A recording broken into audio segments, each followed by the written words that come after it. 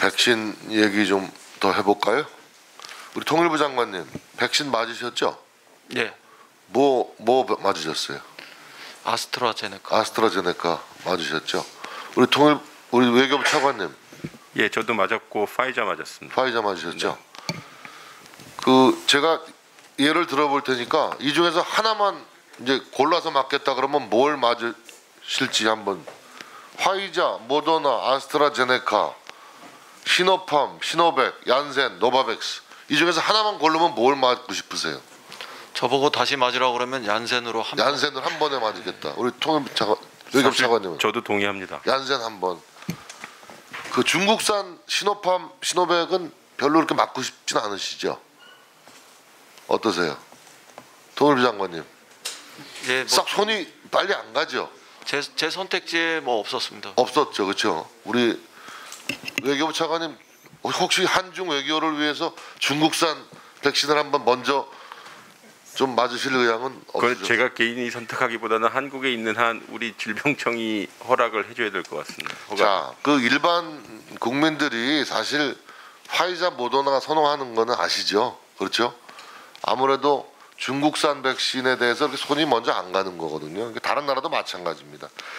정부가 7월 1일부터 백신 맞은 사람이 국내로 입국하면 2주간의 격리를 면제해 주기로 했어요.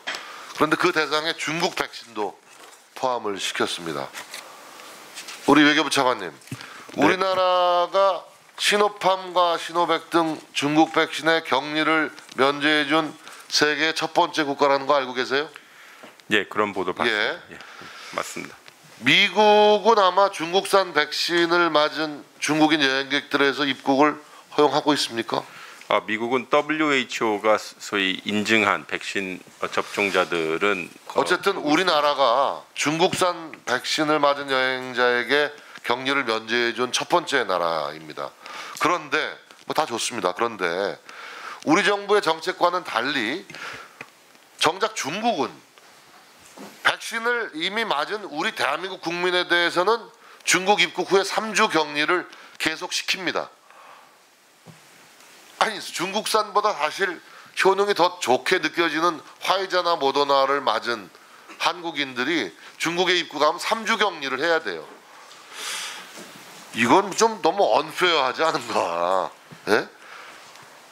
중국산 코로나 백신에 대해서 다른 나라들은 참 못 믿어하는 상황인데, 그럼에도 불구하고 우리 대한민국 정부는 방역의 문턱을 유독 중국에게만 낮춰서 중국 백신을 인정해주고 있는 거예요.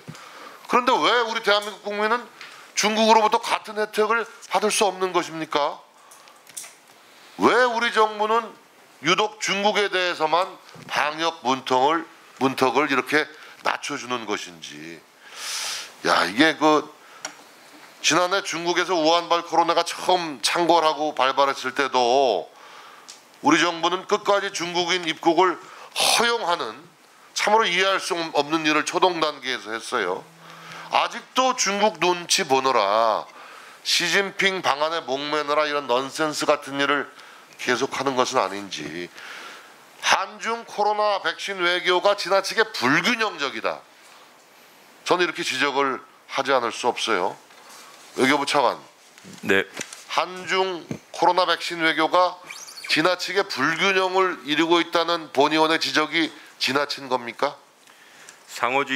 상호주의적 관점에서 보면 우리가 격리 면제를 해줬으니 상대방도 격리 면제를 해달라는 그 입장에서 보면 의원님 말씀이 지당하십니다. 다만 그렇게 할 경우에는 중국에서 거주 중인 우리 교민들이 한국의 직계가족을 보러 올 때 피해를 보러 오시지 못합니다. 우리도 격리를 해야 되는 입장이고요.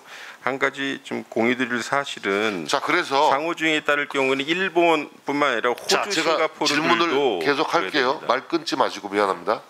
어쨌든 이 부분은 좀 시정이 돼야 될 것 같아요.